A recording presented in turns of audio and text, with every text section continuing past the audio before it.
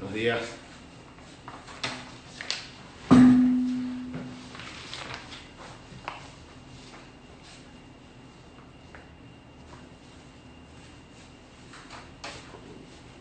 Hola, brother. Bienvenidos. Vamos a esperar un poquito para que se conecte la gente.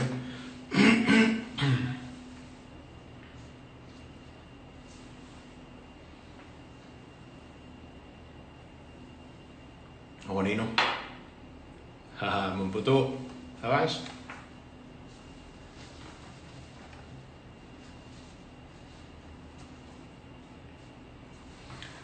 Bueno, cuando lleguemos bien conectados comenzamos. Hola, Rochi.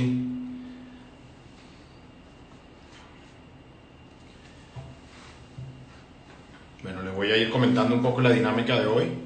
La idea es celebrar nuestros 10 años de haber abierto la galería Marion Gallery. Estamos haciendo una transmisión donde invitaremos al maestro Rafael Barrios para que nos comente un poco sobre su obra, para que nos comente un poco sobre su trayectoria y su relación con nuestra galería, con Marion Gallery y con Articruz, nuestro taller que ayer cumplió 11 años de haber sido creado aquí en Panamá. Esto es una dinámica nueva que estamos comenzando hoy y la idea es llevar la galería a sus casas y lo que viene con la galería, que normalmente son obras y son artistas. Entonces lo que queremos es precisamente que ustedes tengan la posibilidad de compartir con los artistas, los galeristas, las obras desde la seguridad de su casa hasta que las cosas cambien.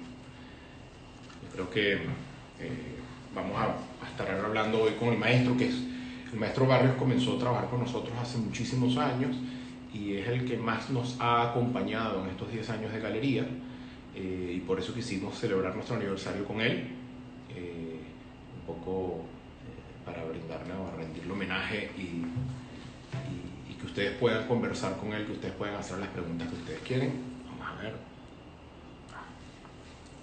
Maestro.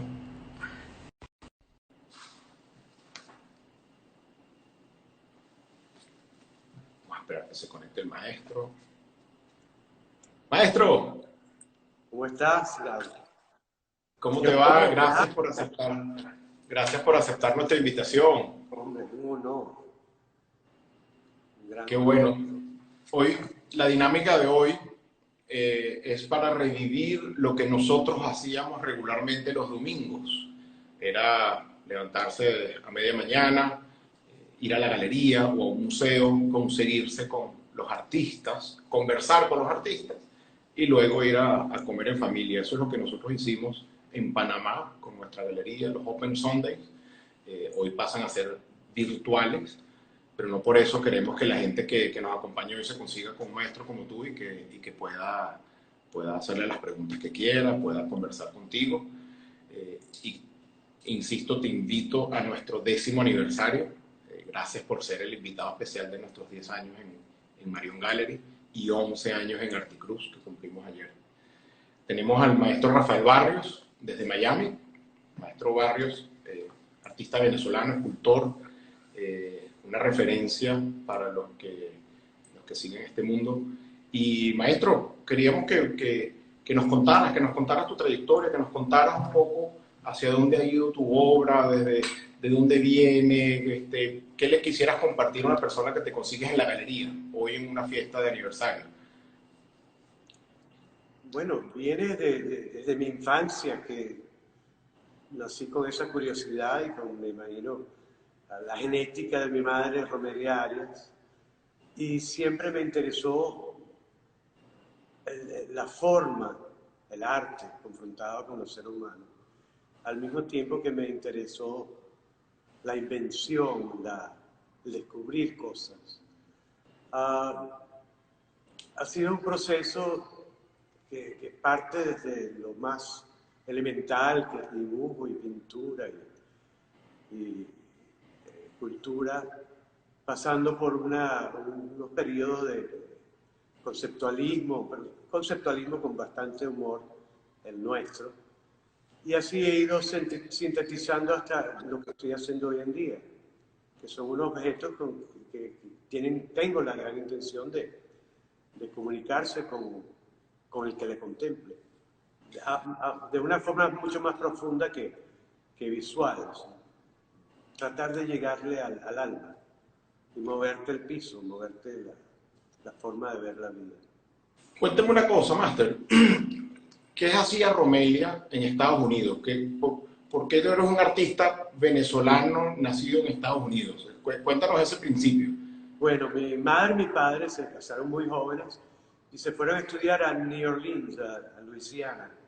Mi padre estudiaba geología en Tulane y mi madre estudiaba arte. Y en ese periodo ya mi hermana mayor ya había nacido en Caracas.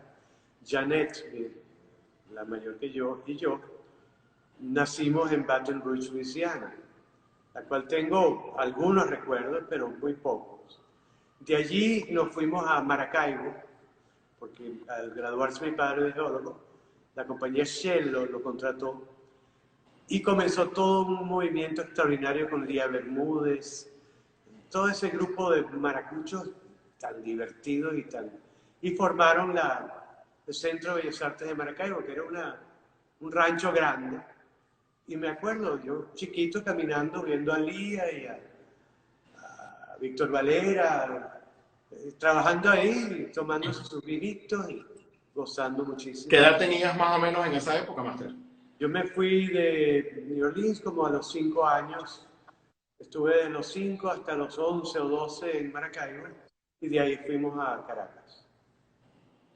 Qué maravilla. Y fíjate que ahora que dices lo de Lía y veo la obra azul que está detrás, que me hace pensar mucho en esas estructuras de Lía Bermúdez, Sí, sí, las que son lineales, ¿no? sí.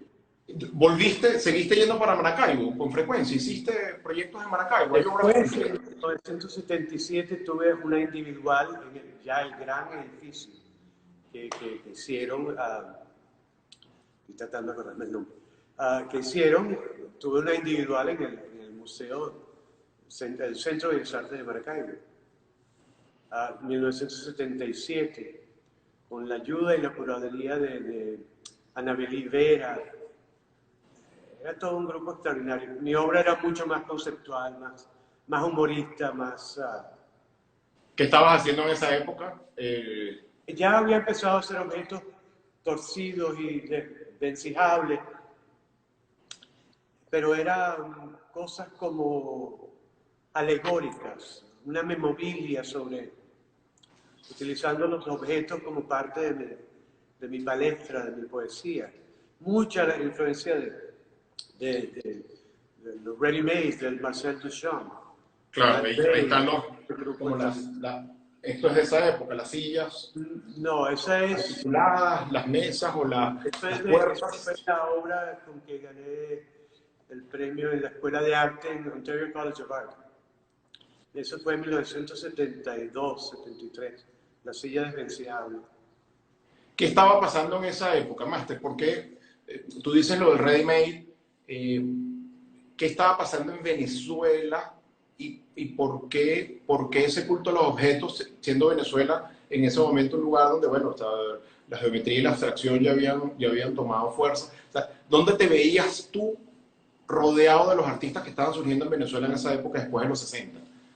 Sí, me veía un poquito fuera del lugar, pero dentro del lugar en mi propio espíritu. Lo que me interesaba era que, a pesar de que utilizaba objetos utilitarios cotidianos, empecé como a desvencijarlos, a deconstruirlos, estoy hablando de 1975, a desconstruir las cosas y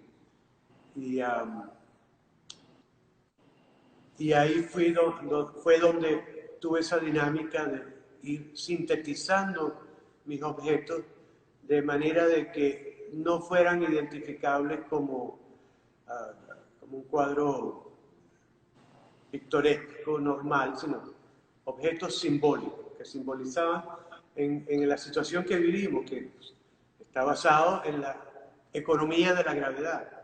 Un edificio es vertical, horizontal, cuadrado, 90 grados.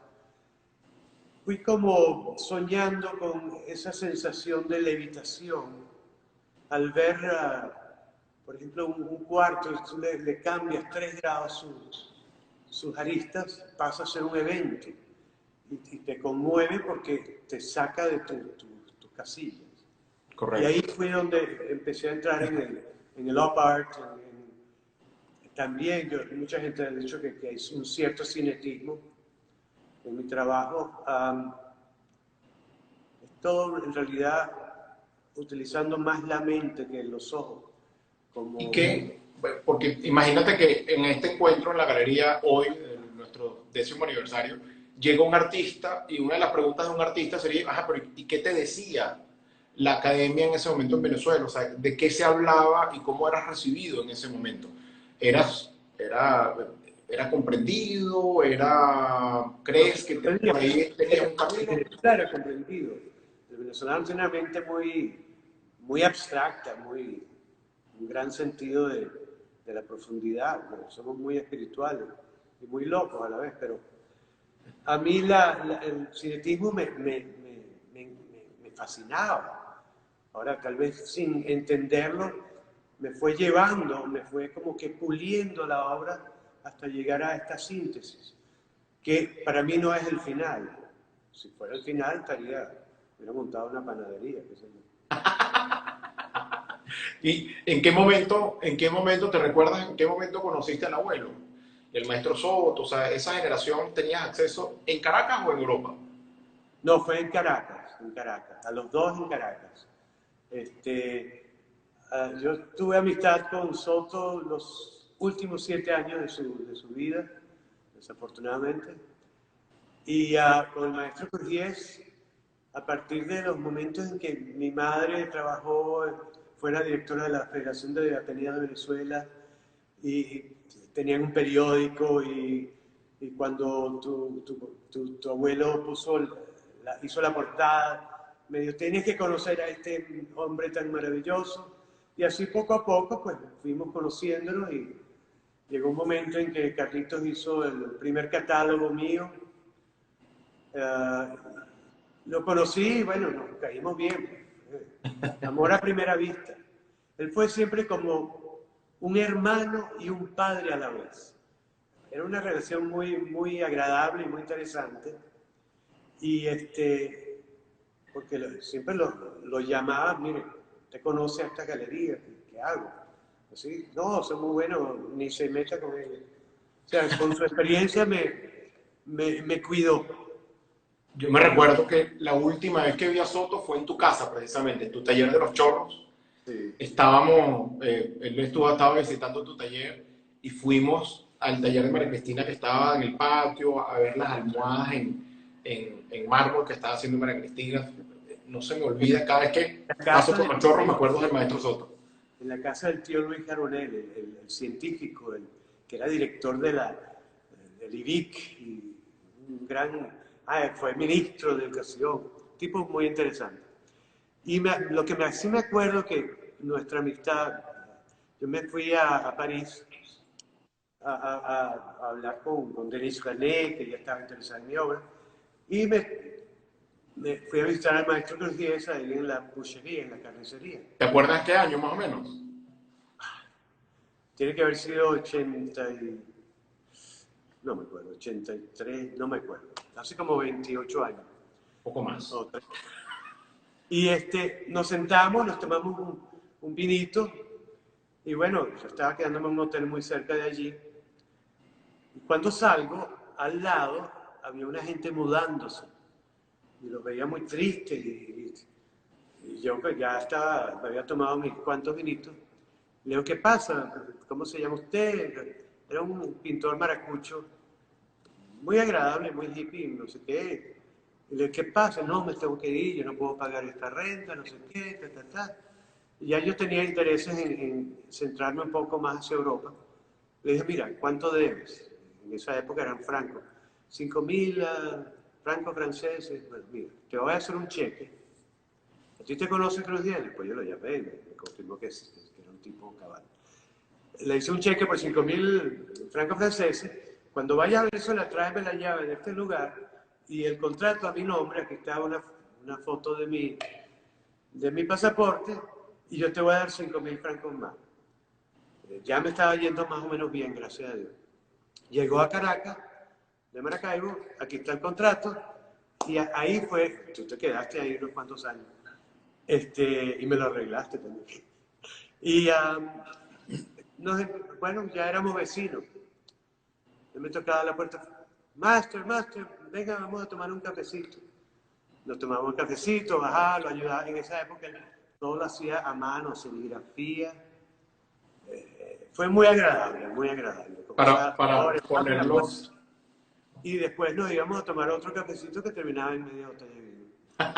para poner en contexto a las personas que no han estado, el maestro habla del taller en París. El taller de París de Cruz 10 está en una calle súper pintoresca. La fachada es una carnicería que el abuelo la mantenía y la familia la mantiene todavía. Se pagan unos impuestos, se pinta y se utiliza mucho para películas.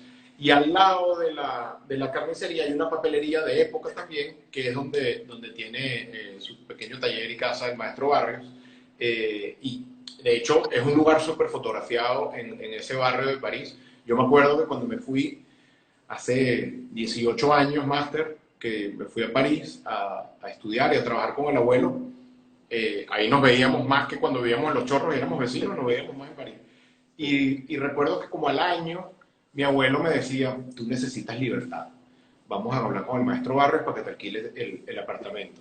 Y en ese momento, el maestro Barrios me ayudó alquilándome ese apartamento al precio que podía pagar como estudiante, y el resto se lo pagaba con trabajo. En ese momento, ya mi mamá y mi papá trabajaban contigo en Caracas, ¿no? ¿Tú te acuerdas de esa transición antes de que trabajáramos juntos en París? Bueno, tu mamá, la que yo llamo la jefa, pues me enseñó a organizarme y a hacer las cosas como debe ser, al igual que el ejemplo de tu abuelo. Es muy importante estar organizado y mientras más organizado, menos neurótico te vuelve. En el sentido, porque para ser artista tiene que tener cierta neurosis. Pero lo interesante fue eso, pues la transición. Siempre fue tan agradable trabajar con ustedes y yo les agradezco que me hayan aguantado por tantos años. Ya yo tenía pie de tierra en París y estaba exhibiendo con otras galerías y se volvió más decisivo en el 2002, creo que fue, que La Viña quería hacer una exposición con el maestro y conmigo, y ¿cómo no? Claro, qué honor. Tuvimos una exposición con mucho éxito, gracias al maestro, y con una convocatoria. Él es muy querido en Francia, en Europa. Y me fue muy bien, me fue de maravilla. Tuve que ir mucho más, cada 60 días tenía que estar en París. Ya estaba trabajando con 1, 2, 3 galerías. ¿Te acuerdas que Jean-Pierre Lavigne era un galerista que, bueno, muy querido en el medio, estaba en una galería cerca de la Bastilla, y él tenía la particularidad de que generaba muchísimo contenido de medios, de prensa. Increíble. Era impresionante lo que él hacía, salía en todos los periódicos, salía en todo. Me acuerdo la galería perfecto que la pintamos, la tratamos de arreglar porque la estética, y es una cosa bien particular, la estética la estética venezolana, o sea, los centros de exposición, los museos, las galerías, son impecables. Y de repente llegas a París y ellos están más interesados en el contenido que en el contexto, ¿no? Y yo recuerdo que nosotros decíamos, bueno, Jean-Pierre, pero tenemos que pintar esta pared, vamos a quitar este tornillito. No, pero no importa, eso se Sí, lo obligamos. Pintar los pedestales. ¿Te acuerdas que mandamos a hacer unos pedestales para que la obra se viera perfecta? Sí, ellos sí, son más posguerra, todo es la obra y claro, con esa influencia del posguerra, el francés es más distanciado, más pagando impuestos, son muy money conscious. Correcto. Sientes el dinero y de estar, poder vivir bien. Para los que se están conectando ahorita, estamos hablando con el maestro Rafael Barrios, nuestro amigo, mentor, compañero de más de 20 años de batalla. El maestro Barrios está hablando un poquito sobre su obra, estamos hablando un poco sobre cómo fue la experiencia en Francia. Los que no conocen al maestro Barrios, ahora sí se recuerdan. Eres un ícono para muchísimas generaciones. Hay algo que pasaba en París, maestro, y que tiene que ver con el mercado. Que nosotros nos aprendimos juntos eso cuando trabajamos allá, y era que vendimos todas las obras verticales. Con la Digne, con Yves, el que estaba también ahí en la Rue de Seine, se vendían todas las obras verticales y las obras que eran más horizontales, que podrían ser inclusive más baratas, no se vendían. Y después de como 2, 3 años... Tiene todo que ver con la forma en que vive el francés. Todo es muy confinado, la regadera, tienes que tener cuidado de no romperte los codos. Todo es muy confinado, muy pequeño. Increíble. Tiene sentido arquitectónico. Lo que pasa es que nos dimos cuenta 2 años después que teníamos el taller lleno de obras horizontales que no teníamos cómo venderlas en París, porque la gente no tiene espacio, la gente tenía espacio hacia arriba y no hacia los lados. Cortar las horizontales y ponerlas. Hubo gente que fue capaz, me consta. Me consta que hubo gente que la... Sí, no, la obra mía funciona en cualquier posición. Si no, no flotara. Correcto. Máster, que ahorita estuve en Caracas en noviembre haciendo un homenaje al abuelo. Pintamos los pasos peatonales en la Plaza La Castellana y uno enfrente del Centro Cultural Chacao. Y fue muy lindo porque los pasos de La Castellana se hicieron hace muchísimos años y había gente que no recordaba esos pasos, de mis amigos. Entonces yo les decía, la Plaza de la Castellana, ¿pero cuál es esa? ¿La Plaza Altamira, la Plaza Nueva del Mercado? Yo le digo, ¿sabes dónde está la obra de Barrios Azul o La Rosada? Ah, bueno, claro, sí. Bueno, ahí es donde vamos a estar pintando. Eres un ícono de muchas generaciones. Era la función del artista. ¿Cómo entraste en el arte público? ¿Por qué el interés de trabajar en el espacio público? En Venezuela comenzó con el Metro de Caracas en 1983, que me contratan una obra, que se pusieron obras de arte en todas las estaciones de metro, y a mí me alocaron el Boulevard de Catia, que fue donde puse mi primera obra monumental en Caracas. Aunque antes de eso, en Puerto Ordaz, Oscar Martínez, en ese momento, presidente de Interalumina, que fue entrenada por Alu Suisse, quería hacer un homenaje a Alu Suisse montando una obra en las oficinas de Interalumina, que era un gran espacio, y allí se hizo mi segunda. Mi tercera fue en la Francisco Miranda. Mi tercera fue allí, en Corbanca, después ahora es BOD, y era una obra que iba a ser como de 5 metros, y yo le dije al arquitecto, Edmundo Díquez, que como ellos estaban integrando los dos edificios, era importante hacer algo que sobrepasara los muros de esos edificios. Y bueno, pero ¿cuánto va a costar? Tienen toda la razón. No, y le puse un andamio de la altura de que iba a ser la obra de 16 metros. Y él se dio cuenta que sí se fundían los dos edificios virtualmente, claro. Y logramos hacer horizontes ascendentes. Y de allí empezaron a buscarme para hacer obras en edificios con esa intención de que fueran íconos que recordaran el lugar, porque si tú te fijas, por más diseños que tú tengas en el edificio, hay una monotonía que es la monotonía de los 90 grados. Y cuando tú estás ocupado yendo de tu casa a tu trabajo, lo que estás viendo son líneas verticales. Al tú discordar con eso, creas unos segundos de atención del público en general, en donde se va formulando esa iconografía, ese lugar, y lo identificas. Es interesante, es muy interesante, y además yo les recomiendo a los artistas jóvenes, que no sean copiones, por ejemplo, que cuando hagan, si van a ir a una nueva ciudad, traten de donar, si pueden, una obra monumental. Eso te empieza a abrir las puertas. Hay un proyecto Empiecen a donar a fundaciones. Es la mejor forma de hacerse conocer. Lo de Caracas es particular, y para los compañeros de Panamá que nos estén viendo, los pongo en contexto. Caracas es una ciudad pequeña, comparada con las grandes capitales de América, pero, y tiene más de 400 obras integradas en el espacio público. Eso es un número que yo creo que ni Nueva York tiene. Es exagerado. Y es una ley, hay una ordenanza municipal que obliga a los edificios públicos a darle el 1% del presupuesto para que hagan obras de arte públicas. Y eso ha convertido Caracas en un gran museo desde antes de que fuese ley con la Universidad Central, con el arquitecto Villanueva. El arte siempre estuvo en nosotros. Y esa pericia que tienen los artistas en llevar su obra al espacio público probablemente te llevó a tal vez el proyecto más importante que hiciste fuera de Venezuela, Máster.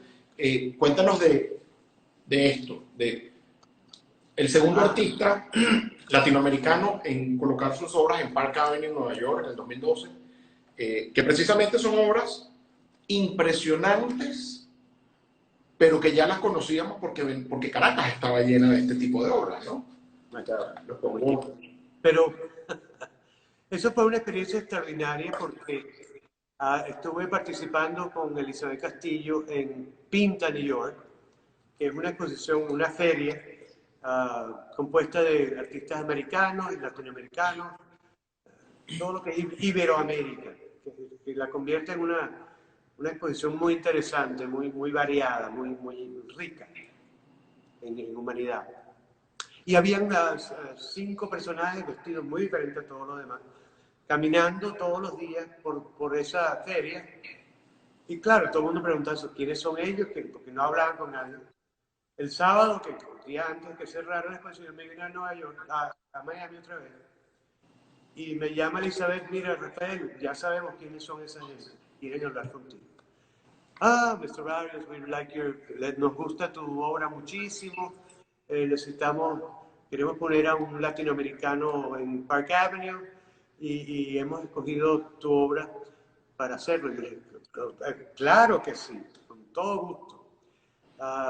Lo único malo es que estamos hablando a finales de noviembre, que tienen que estar puestas el 3 de marzo. Sí, ¿cuántas obras son? Bueno, entre 5 y 10 obras monumentales. Yo le dije, bueno, son 2 meses y medio. Mira la escala de lo monumental. Y yo le dije, ¿usted cree que sea posible? Yo dije, no, pero yo lo voy a hacer. Y de ese día comencé, y es un trabajo muy arduo porque hay toda una permisología, limitaciones, había que la galería tenía que conseguir dinero, no lo logró. Yo estaba en Caracas después buscando el dinero, porque hay que financiarlo uno, pero vale cada céntimo, ¿no? Llamé a un amigo con mucho dinero aquí, que colecciona obra mía, le dije las buenas noticias, después le dije las malas. Me dijo, yo te ayudo, Rafael. Yo le dije, solo necesito esta cantidad para que arranque el proyecto. Ya todas las maquetas estaban listas. Para el 23, 22 de diciembre, todo estaba listo para arrancar. Me prestó el dinero, se lo pagó al fabricante, que era Olivier Aligon. La historia de esa familia, los bisabuelos hicieron la Estatua de la Libertad, han hecho obras para Miró, Picasso. O sea, había que conseguir a los mejores. Correcto. Los más rápidos. Se comenzó el asunto del Día de la Raza. Estuve aquí, ya comenzamos a trabajar, hubo que alquilar otro espacio. Fue una maravilla. Terminamos 4 días antes. 3 camiones llegaron a New Jersey un viernes a las 4 de la tarde, y el inspector que tenía que ir a New Jersey me dice, no, claro, el inspector es un trabajador de gobierno, que tiene su casa al fin de semana, y no, that's it. Y ahí no es como en Latinoamérica, que le puede por debajo de la mesa regalar chocolate. peligro. Yo llamé a la fundación y le dije, mire, yo voy a cometer algo. Ah, no, me fui al hotel todo frustrado porque hasta el lunes no iba a poder hacer nada. Me tomé media botella de vino y me llegó el escrito de Robert C. Morgan, ese crítico americano que estaba escribiendo sobre mi obra.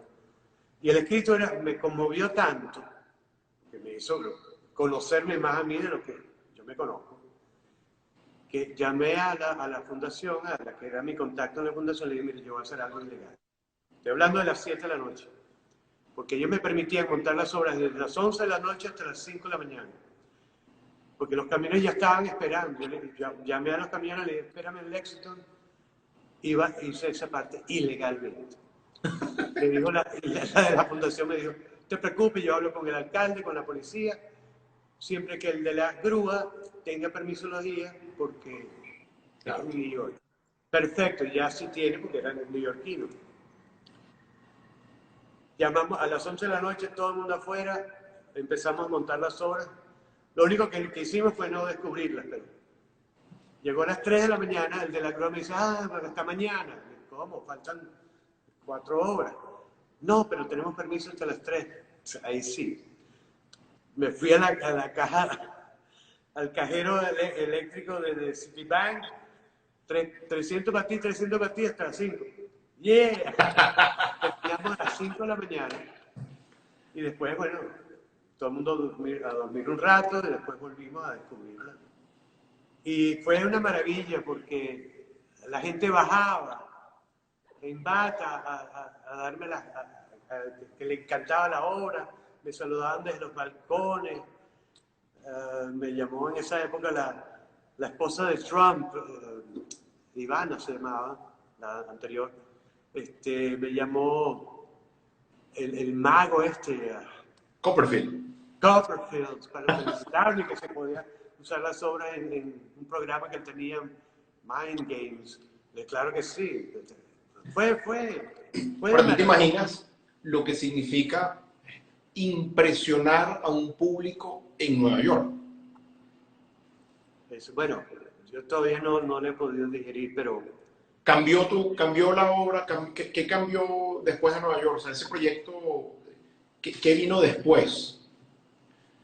Bueno, hubo un aftermath de pedidos y la galería, hazme ahora, y yo no, yo trabajo a mi velocidad porque yo pienso muy bien lo que produzco. Y me fue muy bien, suficiente como para haber comprado este nuevo taller y ayudar a mi gente en Venezuela y ayudar a... Hablando del taller, maestro, nosotros hemos colaborado en el taller Articruz en los últimos 11 años, desde el día 1 que nosotros abrimos el taller aquí en Panamá. El maestro vino a ver cómo nos apoyaba, nos brindó la ayuda, no solo con su obra, sino dice, bueno, y si hay que hacer obras del maestro, ayudo a hacer obras del maestro. Porque esa es la gran particularidad de los talleres del abuelo, que eran unos espacios colaborativos donde venían muchos artistas a ayudar a la producción de la obra de mi abuelo y al mismo tiempo a aprender un oficio. Y todo el que pasaba por el taller de París, bueno, el abuelo lo recibía en el taller. Bueno, corta tú unas laminitas ahí mientras seguimos conversando de música, de filosofía, de lo que fuese. Articruz fue fundado con esa idea, donde fuese un lugar donde muchos artistas convergieran y mucha gente pudiese desarrollar su propio discurso artístico trabajando sobre todo para el abuelo. ¿Cómo fue tu llegada a Panamá, Articruz? ¿Qué estaba pensando mi papá? O sea, ¿qué te contó él cuando montó el taller? O sea, ¿en qué estaba pensando él? Pues yo lo que... Jorge, el gran Jorge, estaba planificando como que ponerle al maestro un órgano donde él podría producir infinita obra, que es una de las cosas que me encantó, porque recuerdo muy bien que cada obra tenía que ser trabajada, sangre, sudor y lágrimas, y los olores de las tintas, y todo era un mecanismo antiguo. Pero al Jorge donarle, porque fue una maravilla lo que le hizo, este órgano musical, donde el maestro puede llegar al infinito y todavía es imposible terminar con lo genial que es su obra. A mí eso me conmovió. También me conmovió mucho del taller que ustedes traían gente muy humilde, que estaban trabajando aprendiendo a soldar y los pulieron hasta volverlos artesanos, grandes artesanos. Y no solo eso, sino la calidad con que se les presentaba el trabajo, o sea, la forma impecable con que había que hacer todo. Les estaban enseñando a servir, que es el comienzo de aprender a ser maestro. Y muchos de ellos van por ese camino. Y ya hay varios muy bien influenciados por ustedes. Ustedes han hecho una gran labor para el país, para Panamá, que yo creo que se los están agradeciendo y eso no tiene fin. Es maravilloso lo que está pasando en Panamá. ¿Te recuerdas, maestro, de la galería, de alguna exposición, de las fiestas que teníamos en Panamá cuando venías a trabajar en el taller y después a exponer en la galería con el abuelo? Pero es que ya cuando ya me montaba en el avión, ya yo iba emocionado como si iba para una fiesta. Ya yo iba emperifollado para divertirnos y trabajar. Y no era trabajar y divertirnos, era divertirnos y trabajar divirtiéndonos. Nada, para mí, siempre que no estoy con ustedes los extraño muchísimo. Qué maravilla, gracias, maestro. Mira, para ir cerrando, ¿cómo ves con toda esta locura que nos tocó vivir, esta cuarentena, esta pandemia, esta locura, el rol del arte, el rol del artista? Es la gran oportunidad para la humanidad de reubicarse, de aprender a que no es el dinero, es el espíritu del ser humano y es esa profundidad con que deberíamos actuar ante cada cosa que hagamos. Por eso que yo pienso que el arte es algo que durará más allá de la humanidad. Porque arte, tú puedes ser abogado, pero si lo haces con arte, eres un gran abogado. Puedes ser banquero y si lo haces con un gran arte, eres un gran. Qué maravilla. La palabra arte involucra eso, hacer lo mejor que tú puedas y superarte como ser humano cada día que puedas. Buenísimo. Oye, maestro, gracias. Gracias. ¿Qué proyectos vienen? Si el mundo estuviese normal nuevamente, ¿qué proyectos tienes en un futuro cercano? He pensado, que no se lo he contado a Marión, yo quiero hacer una individual en una galería que se llama Marion Gallery. Me encantaría. He estado siempre presente con ustedes y con gran gusto y nos ha ido de maravilla juntos, más de lo que siempre hemos creído y ese es un proyecto que lo pensé hoy con mi hija y tengo proyectos para noviembre aquí, unas monumentales en unos edificios y claro, todo va mucho más lento, ya el martes tengo la presentación, este martes. Mi taller nuevo, que gracias a la pandemia decidí mudarme antes, aunque todavía esto está por remodelar bastante. Me encantan los espacios inmensos, porque no hay limitación de fabricar ni de pensar. Ni de pensar. Una de las cosas que no me gustó de Le Corbusier, achicó los espacios. Sí. Y estoy feliz, espero que la humanidad pues se dé cuenta de que somos partícipes y culpables de todo esto. Así es, así es. Bueno, maestro, mañana en la reunión de proyectos del taller y la galería, el primer tema de agenda será la individual suya en Marion Gallery. Ojalá sea este año. Ponle fecha, hora, cantidad de horas. Tú pones las normas, lo que tú digas. Ojalá para diciembre esté abierto y podamos inaugurar esto con una gran fiesta. Quedó entonces, quedamos comprometidos contigo para hacer esa exposición en diciembre. Claro. Gracias por venir a nuestros 10 años de galería. Como te comenté por teléfono el otro día, necesitábamos tener a alguien que, bueno, que ya no tenemos al abuelo, necesitamos a alguien que nos hiciera recordar El abuelo este proyecto familiar. yo lo disfruto en mi espíritu. Bueno, y hay que agradecer a la productora del programa fue un placer, un placer. Sí, sí, tuvimos mucha colaboración. Y cuídense más de lo que ustedes creen. Porque tenemos que durar toda la vida. Así es, así es.